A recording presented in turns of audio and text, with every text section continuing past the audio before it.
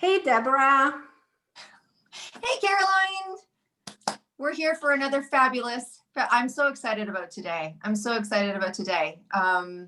Just having Tiffany talk to us about, we've been talking about this topic for a long time. And I think it's very important for many different reasons, And I'm just kind of bombarding the conversation here, but we've been talking about relationships lately and the relationship with ourselves. For those of you listeners out there, me and Caroline we're coming to the conclusion tonight of an 8-week course that we've been doing actually in relationship of personal development, right? And it really comes down to, we're doing some final classwork, and it really comes down to having a better relationship with ourselves. And I think it's such a great lead in, and it's so timely. It's so timely to have this interview with Tiffany, because all the work that she does is about having a better relationship with your body, right? I mean, a lot of times we're working on the better relationship with our mind, or we're having a better relationship with our husband, or we're having a better relationship with our wife or our kids or our this. But what an interesting conversation. So tell me, Caroline, how's the relationship with you and your body going on, right? I mean, what's that about? Together for a bit. Wow, that's, I was listening to you saying what you just said. And for me, the relationship with everyone, it pretty much sums it up with the relationship with yourself. And yes, there's the relationship with your mind and your body, which is also so close one to the other. But I have to say that now at 46, my relationship is way better, even though I should have had this perfect relationship when I was 20. I do look at pictures now and I'm like, why was I complaining? It's like, right. Geez, I would never go back to my 20s. But yeah, the relationship is way better. But for me, it became better when everything changed in my mind. So my thoughts changed.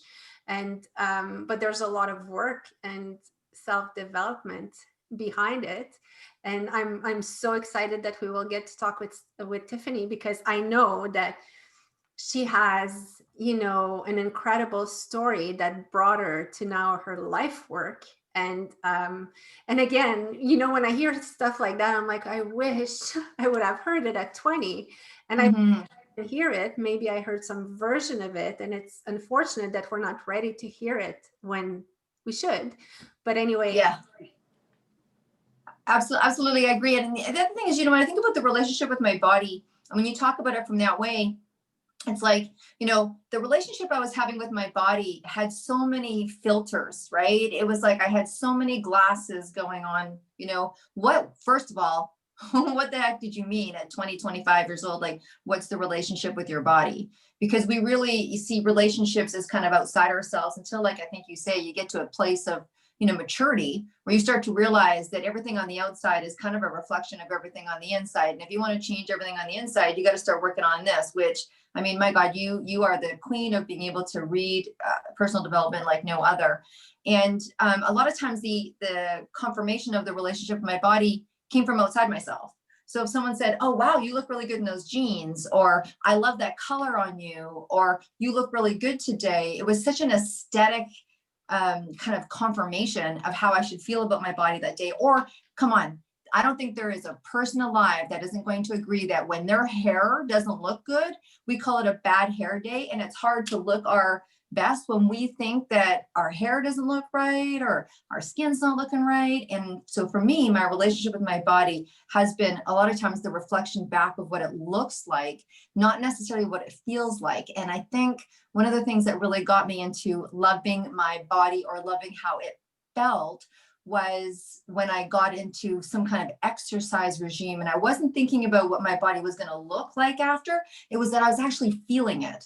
Or, I've done 30,000 treatments on people. And when I was able to get them in their body and feeling their body and in that state of relaxation, people then all of a sudden felt connected. It's like, we used to make sure, literally in all the classes that I taught in terms of massage, there's a part on the back of your brain, you know, it's called the occipital ridge, and it's right at the back base of your skull. And we would make sure we spent a lot of time massaging that area. And I would teach students, you have to focus on this, because if you actually relax that area, your mind and your body connect. Your mind and your body connect. And when people get off the massage table, they're like, wow, I feel complete, connected, joined. I feel like myself again. When people say they feel like themselves again, somehow their mental self and their physical self have come together. But so I think for me, starting to get in a relationship with my body was starting when I was starting to learn how to love myself, which was such just a funky conversation. Because again, culturally, like you talk about being in your 40s, I'm in my 50s. That wasn't dinner conversation. That wasn't stuff that we were talking about. I mean, I'll even ask Ocean now. I'm like, hey, Ocean, like, how are things going? You know, how are you feeling about your body? How are you feeling about things? Because, you know, my son's had his own experience with this conversation of this topic. And he's just like, I'm fine, you know, I'm fine. But I have to say, it's been it's been a lot of change generationally. These are conversations we're starting to have. And obviously by people like Tiffany kind of bringing it out there. And, you know, organizations like Looking Glass, you know, really talks about people's, they're there as support for people's body identity and things like that. But I really don't think that I started to connect the two until I started to have some maturity about my life, right? It's kind of deep conversation to have, you know, I just got a conversation to have, but you know what, let's pass it over to the expert. So Tiffany, both myself and Caroline, we had the pleasure of doing some pre-interview and getting to know you prior. And I fell in love with you because of the music that you did, but let's talk a little later about that.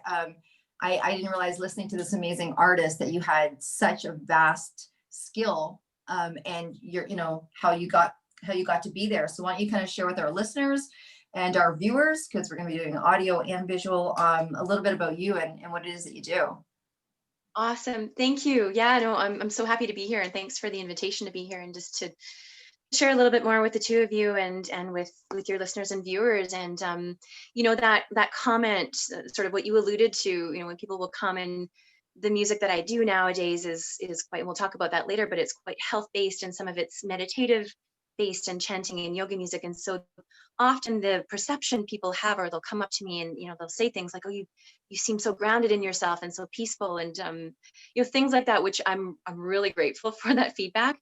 And part of me sharing my story is also to let people know that it wasn't always that way, and that there was a time when I was, you know, completely in rejection of, you know, being here, and I just was so uncomfortable in my embodiment and in my own body, and started at a pretty young age for me.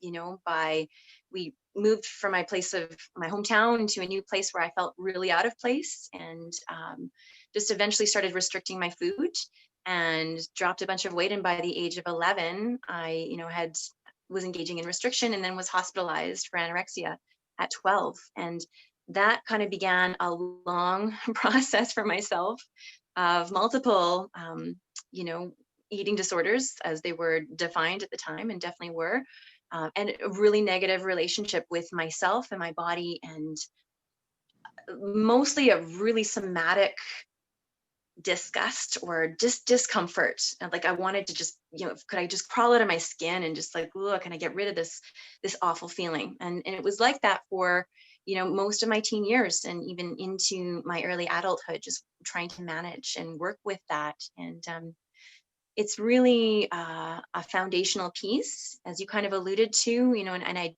do this work now because, I mean, it's something that I have experience with and coming through to the other side.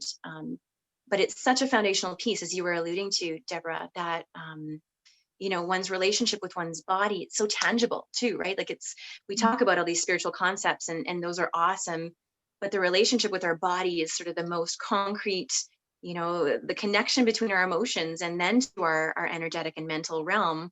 We can really feel that in the body. It's sort of like the base of the inverted V, if you will, as we expand out to our, you know, other mental, emotional, and energetic, and, you know, beyond layers. It's the body that's kind of the root. And so a couple of things I see in spiritual circles, and some of them, right, for better or worse, there's this tendency to want to not look at the fact that most of us at some point or another, to varying degrees, it's a spectrum, right, have rejection for our embodiment or our appearance. And there's just this, I still feel like it's a bit of an elephant in the room in some ways. And though as I start talking about it, more and more people are coming forth and saying, wow, you had that experience with an eating disorder, me too. Or people, it's starting conversations, what I think is really important. And also that idea that it's foundational, and then that ripples out to, yes, I can take care of myself. I can more and more have a wider container or a base to embrace and accept myself. That means that I can then embrace and accept others with more ease, and I have a better relationship with the environment. It's correlated to all of these other external relationships that you were talking about, or that you and Carolyn have been talking about. And a really big part of it is comfort and embodiment. And part of the work that I do, I came about and into it right back in my initial experiences in the hospital, and bless them, I really didn't have the experience that the people that were supposed to be helping me really knew how to assist me, because the remedies that were given to me or proposed to me were talk therapy and medication. And it, really, really quickly became really clear to me, even at 12, that, neither of those was really getting to the heart of what I was going through in my core, in my body. And yes, talk therapy to a certain extent, but it just sort of started to feel like I could talk circles around my counselors and psychologists. And, I remember my psychologist trying to, tell me or teach me how to stop my thoughts. And, it just wasn't connecting with the soul and heart of what I was going through. So I knew that sparked my search. So I'm grateful for it to a certain extent, even though it was really challenging. It really sparked my spiritual search at a very young age. I started looking at, I went to the local library and I found ended up finding a yoga book, with all these little, black and white photos of, someone from the 70s or something. It was awesome. And I started, just exploring bits and pieces there, and, came into, experienced Reiki when I went away to university, and went to school, started singing, and my family's musical, luckily. And so I had that already. And so ended up doing music in university, and not feeling quite at home in the performance world because of the perfectionism and how it triggered those patterns in me. But then found out about music therapy, and that opened up a whole other world where, music was the vessel, the container for relating, for connecting to self, connecting to others, connecting to emotions, etc. And it became about the process of music making, as opposed to trying to hit some ideal, which I was already feeling about my body. So It was a really good fit. So that was, lucky. And it just, those were part of my processes that started to unlock the doors for myself, of just the things I was holding, my emotions. Mostly for me, it's been about acknowledging, releasing, and, as I said, broadening my container, my basin, to be able to hold space for the range of emotions that I experience without having to try and get rid of them. Right. I remember when we were talking once, so you have this profound experience, you're very young, you have an experience that forces you to go look deeper, which many of us have, right? We have that, for you, it was the counseling that you were getting wasn't enough. So then you went soul searching. We've all heard that word, soul searching, right? Soul searching or seeking. So you're seeking solutions, you're seeking answers, which I think is a really important piece to your story, which could easily get overlooked, because I think if you're listening and you're out there and you're not getting heard in the way that you need to be listened to, it doesn't mean that the person listening to you isn't right. It just means it's not the right fit. And there's many different paths to, enlightenment of whatever issue you've got going on, whether it's business, whether it's love, whether it's, the situation that we're talking about now, but your relationship with your body. But sometimes people knock on one door. They just knock on one door. And I think that's a great example of just keep looking. If you're not getting what you need, just keep looking, because healing is such a vast subject, right? So from that point on, and when you have that incredible story, and congratulations for the courage, how do you now put that into something where, let's say I wanted to call you and go, I'm having the same situation, or I'm not, I've got this eating situation, or a relationship with food that's not healthy, or a relationship with my body image. What does it look like? Walk it out a little bit on how that works if you're working with somebody. Like, what is it that you offer that gives people a solution? You know what? I'm going to interrupt What? here 2 seconds. Yeah. And I'm going to ask it to go. So, because I feel like we're assuming that someone who has an issue knows that they have an issue. Oh, perfect. Yeah. They get up and be like, hey, I need help. For having experienced different things with my kids or myself or whatever, quite often you have serious issues like that are at a point where you need to soul search or whatever. Quite often you're not even aware that you're in the midst of it. I am for 12 years old, starting to soul search, like it's exceptional. But before answering Deb on how can you help someone, can you actually pinpoint a little, how can someone recognize that they actually have an issue, that they actually need help? Because I think I don't need help. She needed help. Yeah, right. Actually, I think me and Caroline say that quite a bit with each other, so this might be good therapy for us. No, I'm just kidding. So I'm just kidding. It's a spectrum, right? Obviously, there's the far end where there's into sort of the diagnosable, I guess, DSM disorder, right? And that's sort of a far end of people that I do work with, and they're usually hospitalized, and there does need to be a component of it's not just me working with them, especially if there is anorexia or bulimia or like something that's going on where there's where it can be life threatening, right? So there's that end. But there's a lot of people that aren't that far yet, right? And so great point. Usually it comes down to somehow something to do with body, food, over exercising is getting in the way. And so, for example, some of the people that I work with identify that they want some assistance. They're not connecting or engaging with, like, they're stopping themselves from doing things like being in that family photo, like getting on a live, like going out to that event because they don't feel good in that dress, or they don't like the way that they look, and they're doing this consistently enough that their world is starting to get smaller, smaller, smaller in terms of just the things that they are experiencing and the joy and opportunities that they're having. It can look like, they're not having confidence in themselves to go after the job of their dreams, for example, or start that project. Because again, it's like, oh, well, I'm not feeling good about, usually there's an element of, I'm not feeling good about myself and the way that I look in my body and that kind of thing.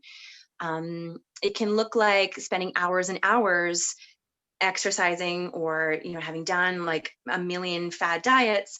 And even if weight is lost, that's still the gap that's in there isn't fulfilled. There's not a deep sense of, I'm good in myself. I actually really like who I am and appreciate who I am. Instead, there's anxiety. There can be lots of sleeplessness. There can be a sense of, gotta go, and gotta do all this stuff. And then the avoidance.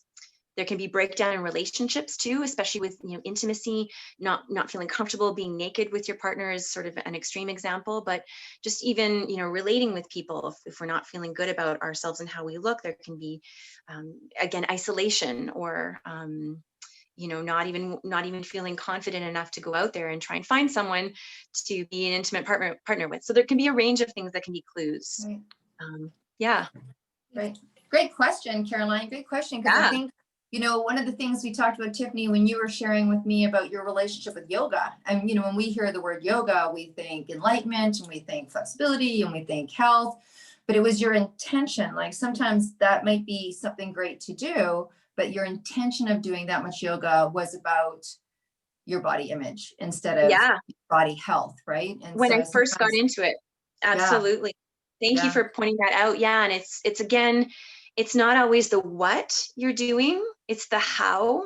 and the resulting emotions, so is there Mhm. anxiety, is there depression, even is there sleeplessness, is there just an overall sense of self-doubt or lack of confidence and self-esteem. And so yes, absolutely, Deborah, thanks for bringing that up too, that when I first got into yoga, it was definitely a way, and as I continued with it, I almost obsessively still wanted to have a practice every day. And that can be a good thing. Practice, I Mhm. do have practice every day, but it's, if I miss a day, it's not like, oh my God, I'm going to like gain all this weight. And it's not a major meltdown and freak out, or, like it doesn't destroy the rest of my day. Mhm. I absolutely believe a routine is really awesome and really important. And, and that can be another place where people need some support, depending on where you are in the spectrum.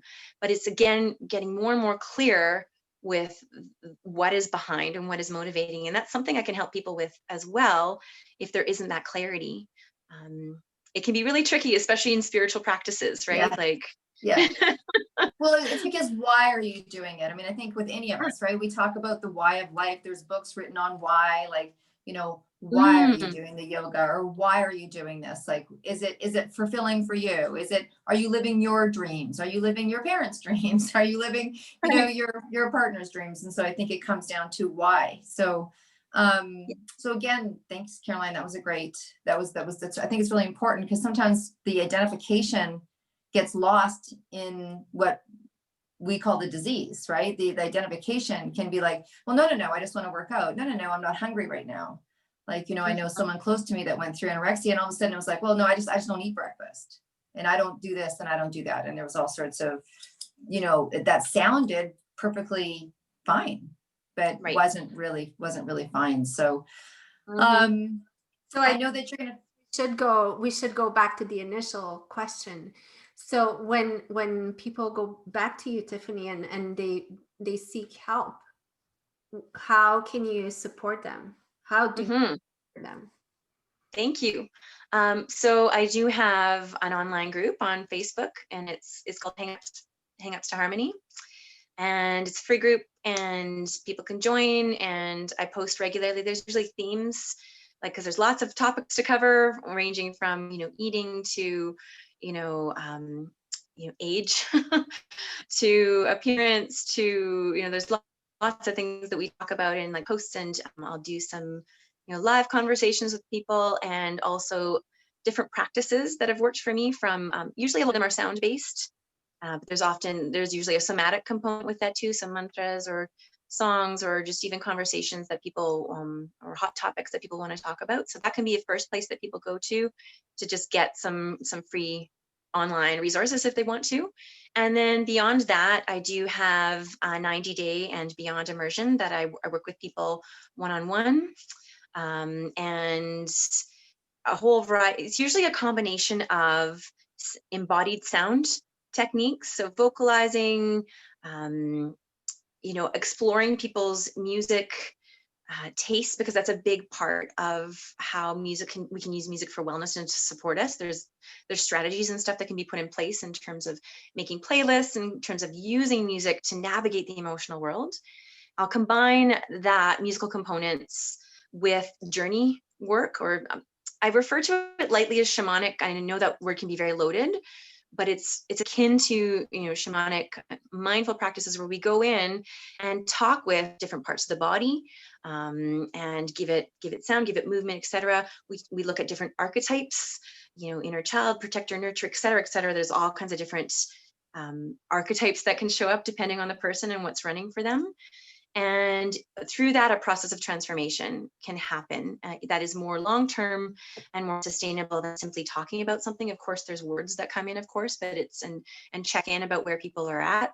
But it's very much more about the sound and getting into feeling, sensation, embodiment, and inner world processing, if that makes sense. It does. It does. So actually, like your strength is really music. It's medicine by sound. And you know what? I'm listening to you, and there's so many different questions I would want to ask, but I want to stay on track Love it. right now. Is that there's a sound of hope in all of that, because I know that when you go through, diseases or addiction or any kind of situation, that there's desperation, because at some point, a lot of people know that they're in a situation that is not healthy, but there's desperation because you don't know how to do anything different, because you're fighting an emotion versus logical versus what you're doing. And some people probably know they should eat more, but they don't, and it's a fight.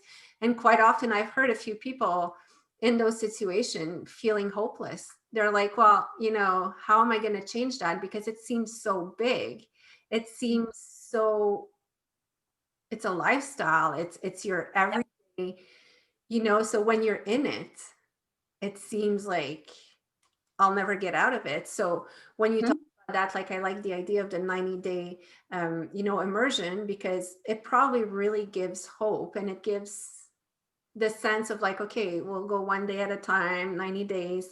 And I love the connection with music.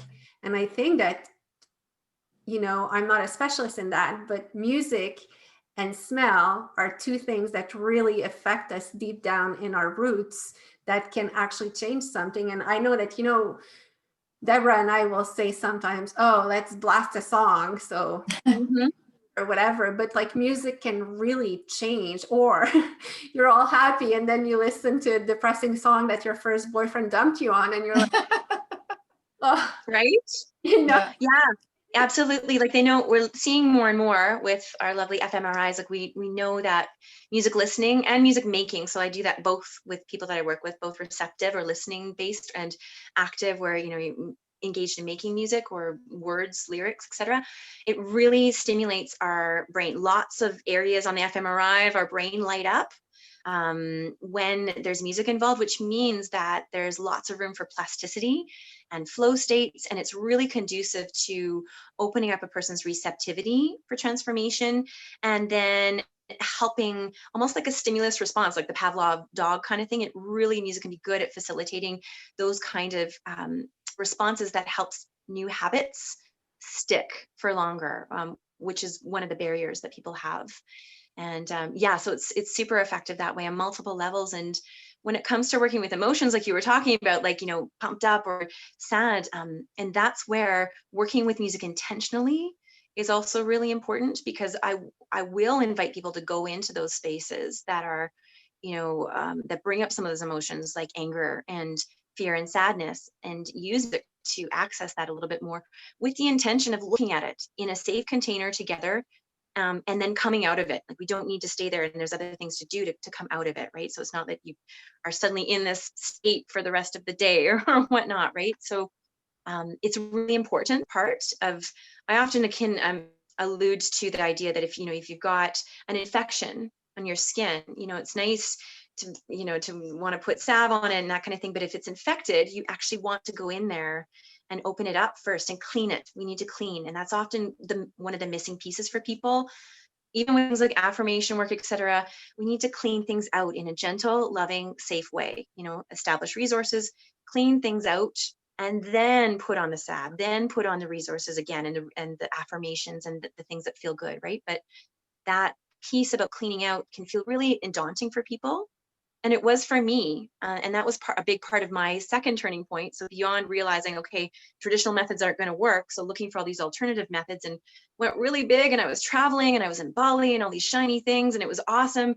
But they were like sand through my fingers, right? Like, I was having these experiences and I wasn't really building a foundation. And it wasn't until I committed to regularly working with somebody and really committed to myself that, yes, I want to not just manage my issues, I actually want more freedom beyond what this management could give me.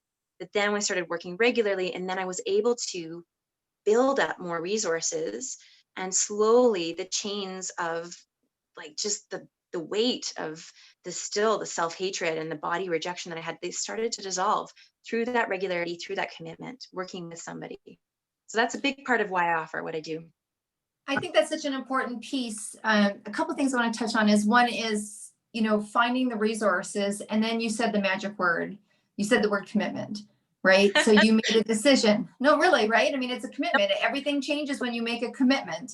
in whatever area of your life. And particularly, you know, I think myself and Caroline, we've shared enough on our podcast to know that we've, you know, everyone knows that we've done a certain amount of development, personal development, which made a commitment, you know, a commitment to talk to somebody about our outer world and our inner world. Like, it's so important to keep, and then to keep it clean, right? To keep it clean. It's like, I know people that did, you know, 6 months of therapy, you know, 8 years ago in their relationship, and they're like not in a good place. And I literally said to them, well, maybe it's time to do some work again. They're like, yeah, but we already did that. I'm like, it was 8 years ago. Like, it was 8 years ago, right? It's like, ongoing. do you have any idea how things have happened? And so I think it's important to revisit and to keep things clean, and to find someone like yourself to be able to get you to a place. And I love, like what you said, Caroline, around the 90 days, because for me, watching someone in my life that was in that, you know, in that pool, it was like a swimming pool. And like you said, Caroline, they couldn't really get out.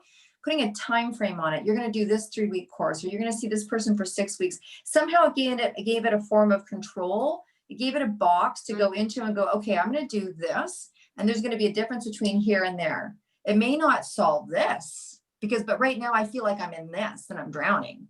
So being able to put something in a box, like a 3-week course or a 6 this or an 8-week. And, you know, I'm not talking about the top 7 tips. Like, I'm not going down that road. I'm talking about being able to make some kind of commitment that makes structural, linear sense. And you have a sense of that, okay, in 7 weeks, 3 weeks, 8 weeks, I'm going to be in a different place. I may not be fully healed, but I'm going to be in a different place. And so I think the ongoing recognition, it's like when I asked Caroline, you know, this morning, or asked myself, like, what's my relationship with my body? Well, it's certainly different than when I asked myself at 20, 25, or, you know, even yesterday walking to go to an exercise class. It was like the conversation I was having within my head on my way to go meet this trainer, in the process that I went through in that, you know, 15-minute walk, right? The relationship with my body.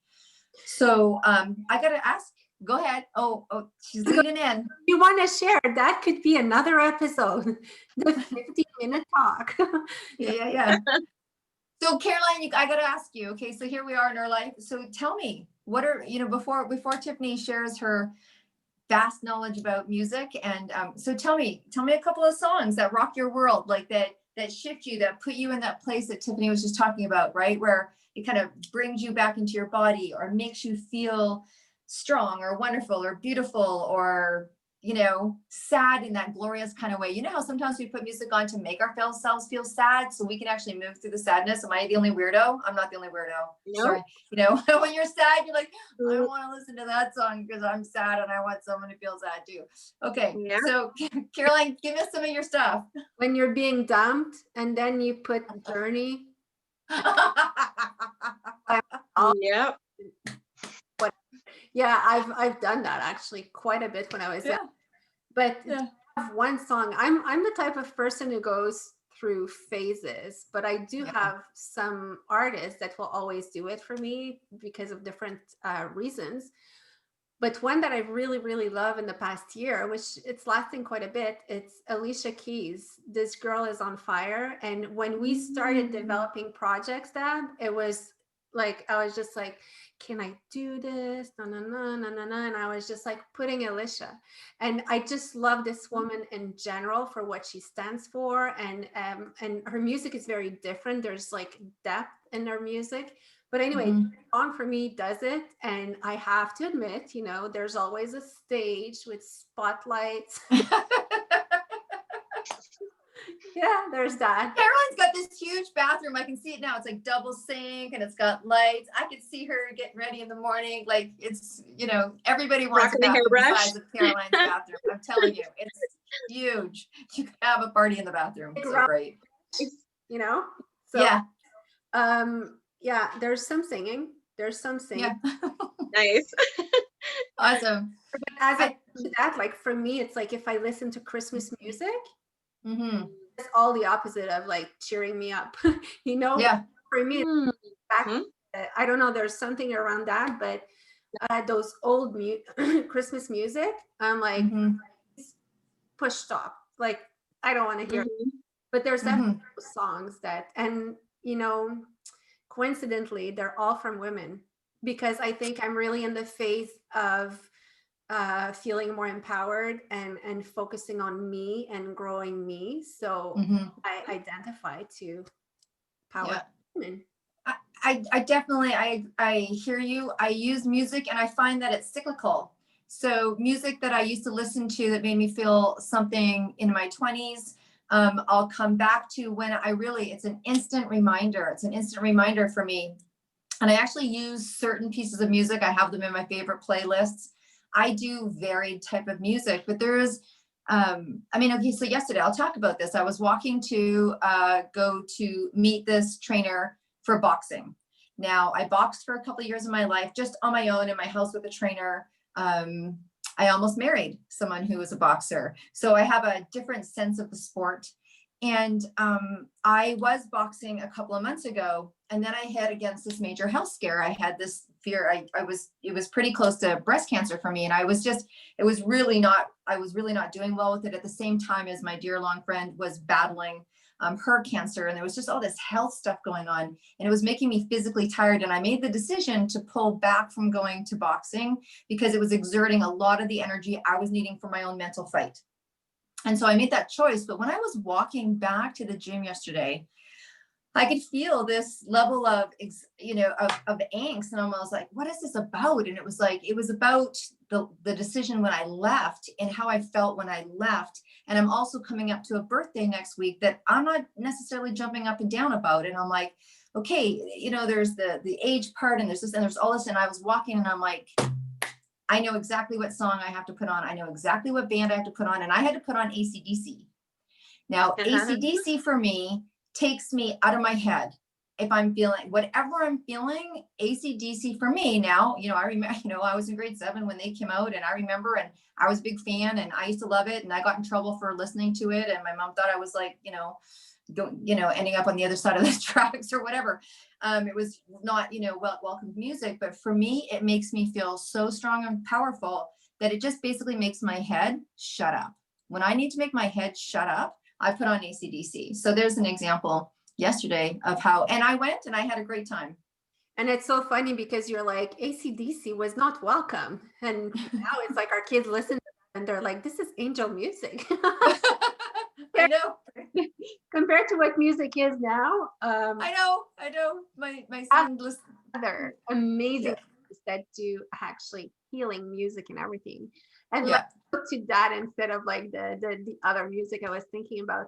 I know, Tiffany, that you do write your own songs, and I had the honor of listening to some, which you have a gorgeous voice, by the way. And it's really, talk to us a little bit about your writing process and what are these songs for you? So the songs, I've just had some original songs come out this fall. I've got another batch coming out in springtime. I haven't picked a date yet, 2021.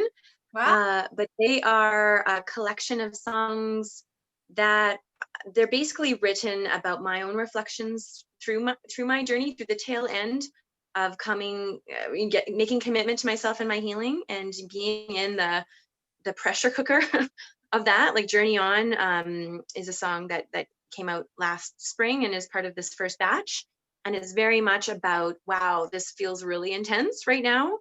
I, literally my insides felt kind of like on fire, and I was like really facing, a need to like deal with this discomfort.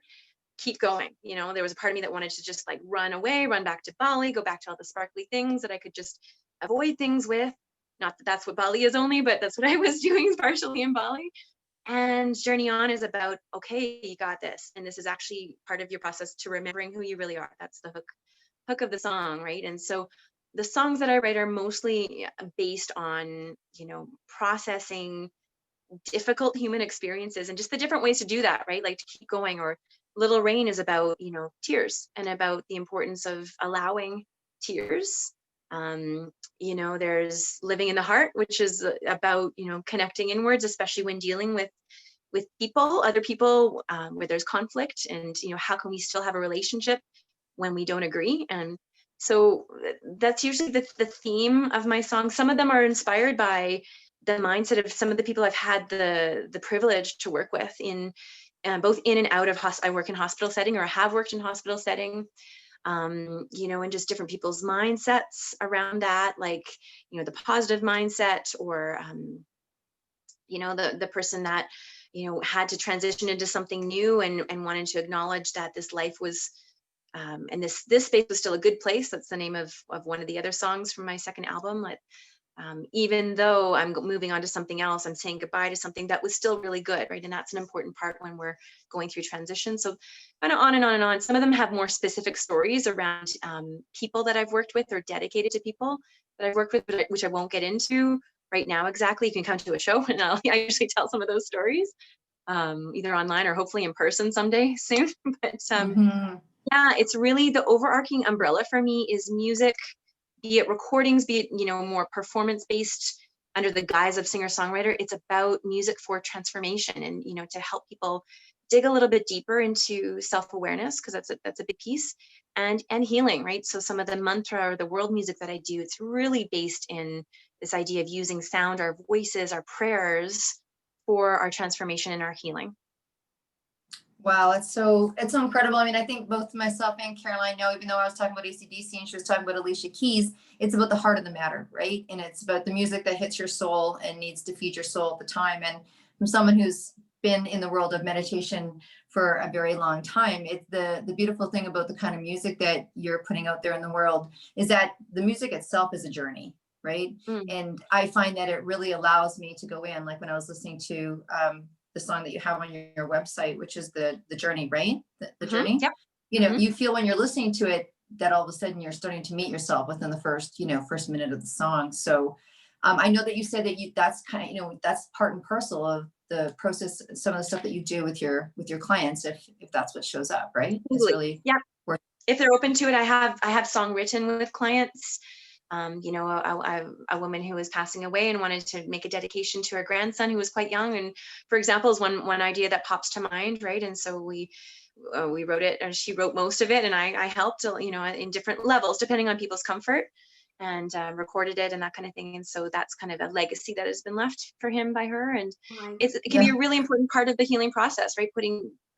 Verbalizing and putting it into songs. And the other piece I wanted to touch on that both of you have talked about in terms of your preferences is that this important piece and the way that music can be so personal. Like when we say the word music, we kind of all know what we're talking, like we have a general idea of like kind of what music is, although what our own personal preferences or histories or tendencies with music are so different. Like there's so many different kinds of music. Like you talk about between AC/DC and someone like Krishna Das, like there's you know, like they've got the same notes and the 12 notes, right? But very different in style and will appeal to different people.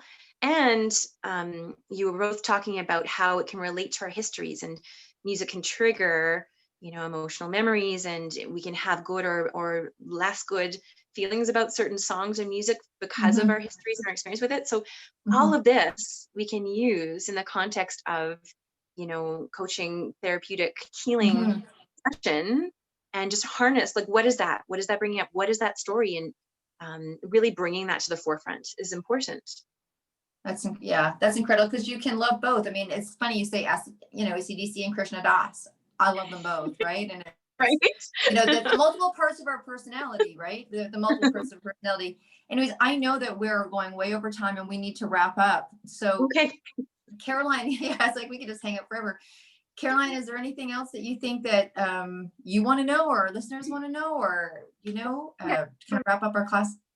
One big thing that I want to know, and I'm sure a lot of people want to know, is how to reach you, Tiffany. And you know what? I just realized we never even said your last name. So this is Tiffany Sparrow. Last name, because there's about 5 Tiffany in the world, so you'd have a hard time finding the good one. Yeah, that's right.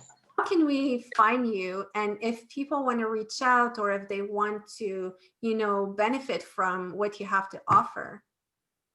Awesome. So yeah, my website's tiffanysparrow.com. So Tiffany, Tiffany, Sparrow, like the bird, SPARROW.com.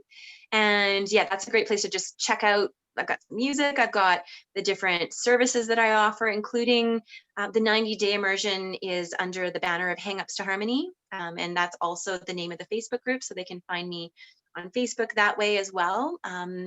And yeah, the contact form on the website. So please feel free to reach out to me personally or on socials too. It's Tiffany Sparrow Music on all the socials. And I think that they also will get that one amazing song for free. Journey On, isn't that that's the one that is on your website? Totally Yeah. visit just to listen to this song. So go like, yeah, you know. But it was a huge pleasure to have you, and I will definitely surf your website. I already did a bit, and I will continue.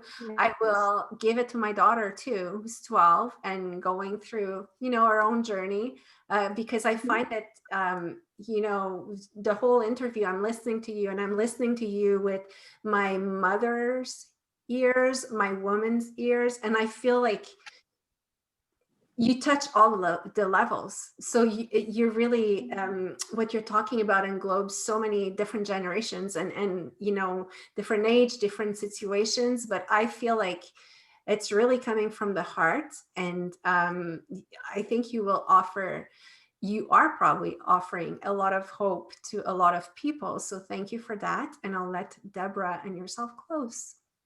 Thank you. Yeah, you know what, for me, the part that I want to just remind everybody as we speak, because of course you're talking to 3 women, is that the issues that Tiffany is talking about, most people in their head tend to think that anything to do with body or body image or how we feel about our body is very much a female thing.